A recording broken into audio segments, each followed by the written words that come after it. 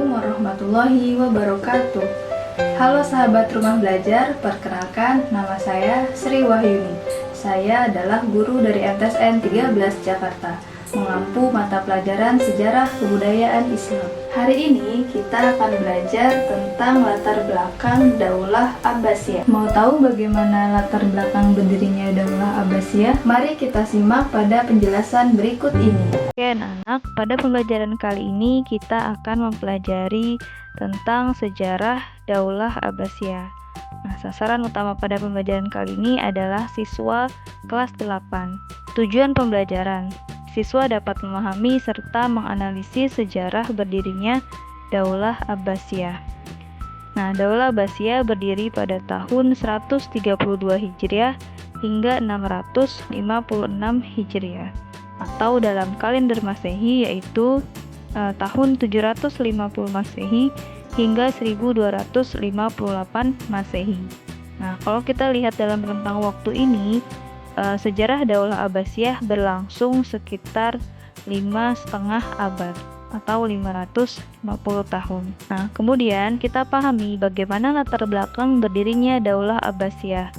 Abbasiyah berasal dari kata Al-Abbas, yaitu salah satu keturunan dari Bani Hashim yang termasuk paman dari Rasulullah Muhammad SAW. Nah, posisi Bani Hashim tersingkir setelah berakhirnya pada masa Khulafaur Rasyidin.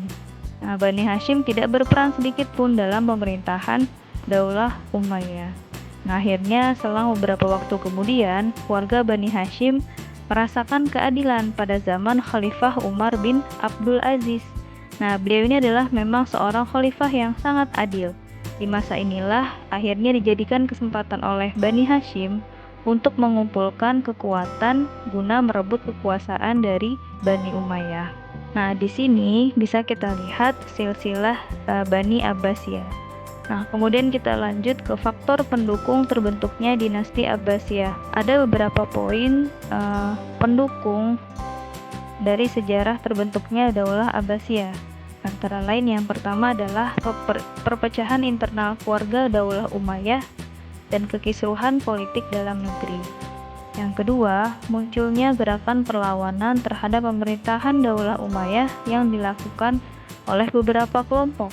Nah, pada saat itu kelompok yang bermunculan antara lain ada kelompok Mawali atau kita sebut dengan kelompok Muslim non-Arab, kemudian ada kelompok Dahak bin Qais Asy-Syaibani, kemudian ada kelompok Syiah atau kelompok pendukung Ali bin Abi Thalib. Nah, yang ketiga, faktor pendukungnya adalah perpecahan kelompok suku Arab Utara dengan Arab Selatan. Kemudian yang keempat, kekecewaan para ulama dan tokoh agama kepada Khalifah Marwan bin Muhammad yang dinilai tidak memiliki sikap negarawan yang baik. Terakhir, faktor pendukung lainnya adalah wafatnya Khalifah Marwan bin Muhammad atau khalifah terakhir dari Daulah Umayyah setelah kalah dalam pertempuran di tepi Sungai Zab, yaitu Irak pada tahun 1302 Hijriah. Nah, pertempuran ini disebut dengan pertempuran Zabhulu. Oke, yang berikutnya adalah langkah-langkah Bani Abbas untuk mendirikan Daulah Abbasiyah. Nah, langkah yang pertama adalah membentuk gerakan bawah tanah. Nah, gerakan ini bermaksud adalah secara diam-diam. Nah, tokoh yang berperan penting dalam gerakan bawah tanah ini antara lain ada Muhammad Al-Abbas, kemudian Ibrahim Al-Imam, dan Abu Muslim Al-Khurasani. Kemudian yang kedua adalah menerapkan politik bersahabat. Artinya, keturunan Bani Abbas tidak menunjukkan sikap permusuhan dengan pemerintah Daulah Umayyah. Yang ketiga, gerakannya menanggalkan nama Bani Abbas, tetapi menggunakan Bani Hashim. Kenapa seperti itu? Karena agar dapat dukungan dari kelompok pendukung Ali atau yang kita kenal sebagai kelompok Syiah. Kemudian yang terakhir adalah menetapkan wilayah Khurasan sebagai pusat gerakan politik.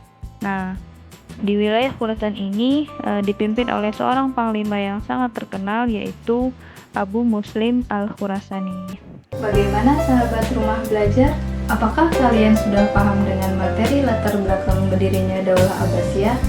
Semoga materi ini bermanfaat untuk kalian. Sekian materi kali ini. Saya ucapkan terima kasih. Assalamualaikum warahmatullahi wabarakatuh.